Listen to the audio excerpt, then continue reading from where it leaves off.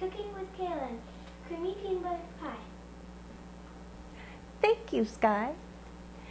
So I love to show people that cooking healthy and cooking lighter doesn't mean you have to sacrifice taste. And today's creamy peanut butter pie is a perfect example of that. It's totally easy to do. First of all, I'm just going to start out with a pie plate, some non-fat cooking spray. I'm going to give it a quick little spray on the bottom of the pan.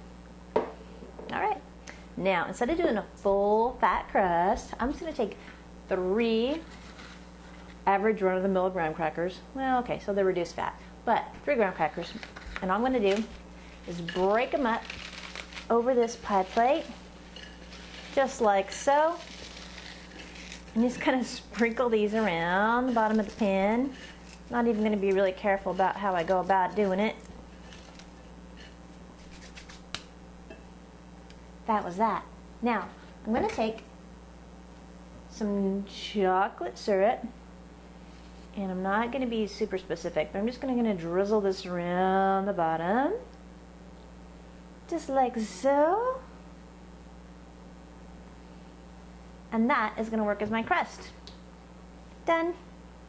Next, I get to go on this fabulous cream cheese, creamy peanut butter filling, which is going to make up most of my pie and taste delicious. I'm going to start out with a high quality reduced fat cream cheese like Philadelphia brand. And I'm going to put that in my bowl. I've let it set out at room temperature so it's a little bit easier for me to work with. And then I'm going to mix it with some reduced fat peanut butter, about 1/3 cup or so. Now I'm using chunky, but this works with creamy just as nicely. Like I said, 1/3 cup or so. If you want to put a little bit more in there, that's fine. A little bit less, that's fine too. It's going to be good no matter what. You can't hardly mess it up. So now here, I'm going to take my mixer and just cream these 2 things together. Just to get them kind of nicely mixed up like so. Now I'm going to take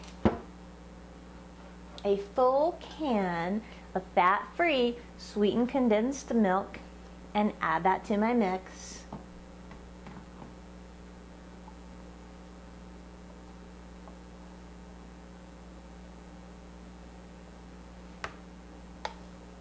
I'm going to blend it again.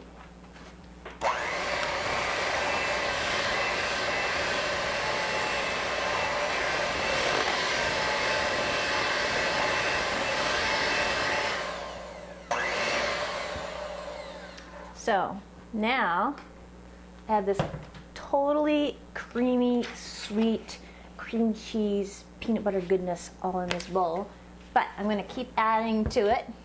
I'm going to add, just by kind of stirring and folding in, a whole 8-ounce package, 8-ounce container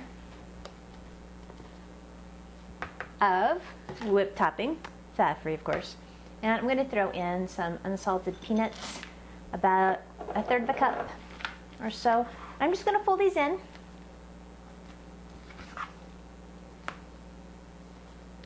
I'm going to take my time so I don't mash up this whipped topping.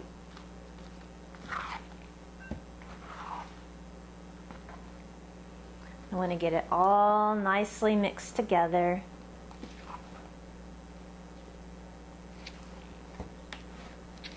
When I'm done doing this, I'm just going to pour it into my crust I made. I'm going to stick it in the refrigerator for several hours because I really want it to have a nice time to chill.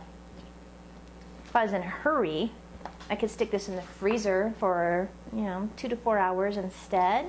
But I want it to be nice and cold so it gets nice and firm when I slice it. Okay, I have this mixed up pretty dang good now. I'm going to go ahead and pour this into my crust.